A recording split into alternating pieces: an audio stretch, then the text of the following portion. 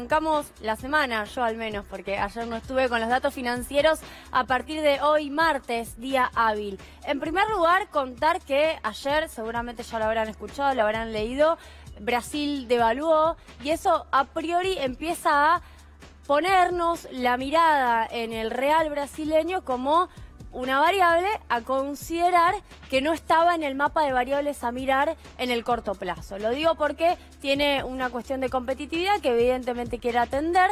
Está en todo su derecho de devaluar, aunque si se me permite voy a citar a Cavallo, que en los 90, cuando Brasil devaluó allá por 1999, dijo que devaluar era robarle al vecino. Obviamente estábamos en el marco de la convertibilidad y Argentina se veía absolutamente perjudicada por esa devaluación, y en este caso lo que tenemos es inminentemente algún golpe sobre las exportaciones que se dirigen a Brasil, pero si estás pensando en pasar tus vacaciones en Brasil, esto te viene un poco bien. Ahora sí nos metemos en la moneda local, que esto sí hay que decirlo, si ya viene atrasada, entre comillas, respecto a la evolución de la inflación, con la devaluación del real un poco más. 62,90, precisamente no quieren que baje para que ese atraso cambiario no se cristalice, no tome forma, que en todo caso se quede en 63 pesos. Y lo que viene pasando es que el Banco Central compra dólares. Desde que arrancó el super cepo, allá por el 28 de octubre, se compraron 1.300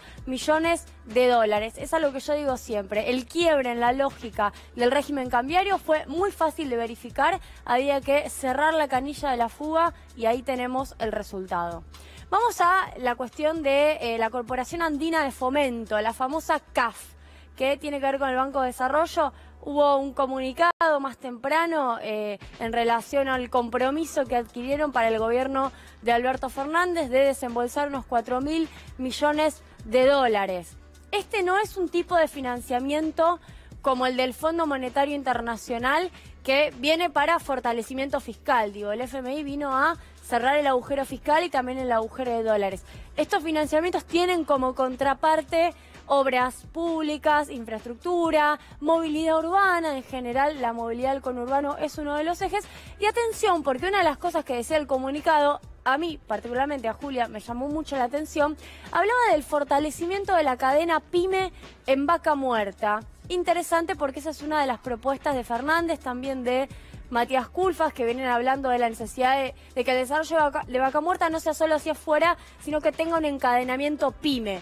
La CAF, cuando hace el anuncio, también obviamente el Frente de Todos, el presidente electo, dice: esta plata también tiene este objetivo, es decir, que la explotación de Vaca Muerta genere empleo. Y cómo, bueno, financiando a las pymes para que inviertan en maquinaria y puedan esas pymes proveer los equipos que la extracción de no convencional en Vaca Muerta requeriría. Parece importante mencionarlo porque es uno de los ejes estratégicos de obtención de dólares hacia adelante.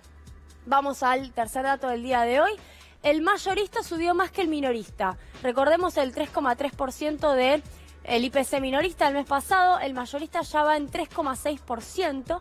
Acumula más de 40%, lo cual es muy elevado. Y atención, porque esto impacta sobre los precios del mes siguiente. En realidad ya impactaron sobre todo lo que vemos en el mes de noviembre. Aumentó los productos, el papel, es decir, la celulosa, aumentó el tabaco, aumentaron también los productos alimenticios. Es decir, hay una enorme cantidad de insumos de los que se abastece la industria que aumentaron 3,6%, y que es un dato verdaderamente a considerar. Julia, el dato este último que estás dando, el de la inflación mayorista, sobre todo teniendo en cuenta cuáles son las proyecciones, que es una inflación en términos minoristas, que es la inflación que enfrentamos todos en nuestros hogares, y que está proyectada en torno a un 4,5% para noviembre, 5% podría ser la inflación para algunas consultoras que lo están midiendo para el mes de diciembre. Digamos, ¿tiene sentido? Es decir, ¿va en la misma línea? Si vos tenés una inflación mayorista en torno al 3,6% para este periodo, ¿te parece que se puede trasladar a fin de año y que podemos tener más inflación todavía? Bueno, yo creo que la inflación mayorista tiene posibilidad de trasladarse en la medida en que el empresario evalúa que si traslada el 100% de ese aumento que él tiene en los insumos, vende más o vende menos. Hay algo que vienen planteando, vos lo debés también haber escuchado, empresarios pymes estos últimos años, que es que ellos no pueden trasladar el 100% del aumento de sus insumos porque venden menos. El caso de los panaderos es el más claro, el más llamativo. Ellos dicen, a nosotros la harina nos aumentó muchísimo más que lo que nosotros aumentamos el pan al público. Las panaderías no venderían si nosotros hubiéramos trasladado todo. Con lo cual, gran parte del aumento al consumidor que veremos nosotros tiene que ver con la evaluación que hacen muchas empresas respecto de cómo lo trasladan. Pero sí es importante decir esto, o pierde la cadena en materia de rentabilidad o de sustentabilidad, o pierde el consumidor. El aumento del precio mayorista nunca es bueno y sí tiene que ver también con los movimientos del tipo de cambio de las tarifas. Sí, bueno, atención entonces, ¿no? Porque si uno puede predecir que lo que vamos a tener a fin de año es una inflación realmente elevada, creo yo que hay varios elementos ahí que lo que están diciendo es que efectivamente esto es así. Uno es el dato que estaba dando Julia recién, es decir, la inflación mayorista, la inflación de quienes tienen que afrontar su proceso productivo y que tienen aumentos en los insumos, que después terminan trasladando muchas veces, no en su totalidad, pero en parte al menos al precio de góndola o el precio minorista. Bueno, eso ya preanuncia que va a haber aumentos. Por otro lado, hay quienes sostienen, yo creo que efectivamente esto es así, que las grandes cadenas de producción de alimentos en la Argentina han aumentado hasta preventivamente porque se supone que viene en los primeros días del gobierno de Alberto Fernández un acuerdo de precios y salarios, un consejo económico y social que lo que va a buscar es tratar de bajar la inflación o en todo caso acotar la suba de los precios.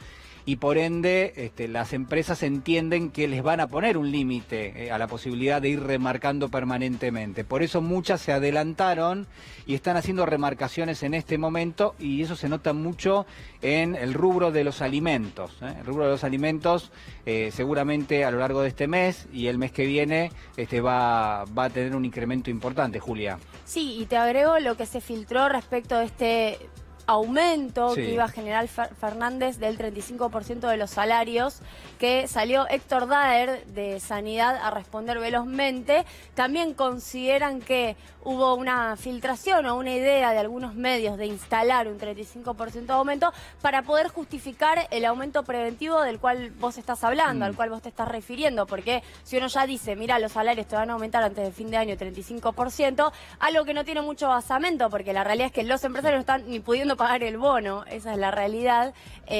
Bueno, podés hacer que hasta el almacenero de barrio se vea, bueno, influenciado por esa noticia y diga, entonces yo también remarco. Ahí también hubo alguna que otra operación que salió a ser aclarada, en este caso por Héctor Daer. Sí, va a haber que tener cuidado, ¿no? Sobre todo con lo que uno lee, con los lugares donde uno se informa, porque muchas veces se busca generar un impacto negativo. Es decir, si vos tenés la perspectiva de que te aumenten 35% el salario y ese elemento viene de la nada porque no hay ninguna definición con respecto a ese tema, si después hay un incremento pero es menor, también va a impactar negativamente cuando en realidad uno debiera pensar que todo incremento salarial es positivo si es que efectivamente puede llegar a tener lugar. Yo la verdad que no lo sé, pero si es así, la verdad que lo que está faltando en la Argentina es mayor poder de consumo, mayor poder adquisitivo y mayor justicia social, sobre todo para aquellos que han quedado tan rezagados como son quienes reciben un salario en blanco formal y también aquellos que han quedado en la informalidad. Gracias, Julia. Muchísimas gracias. Gracias, Julián.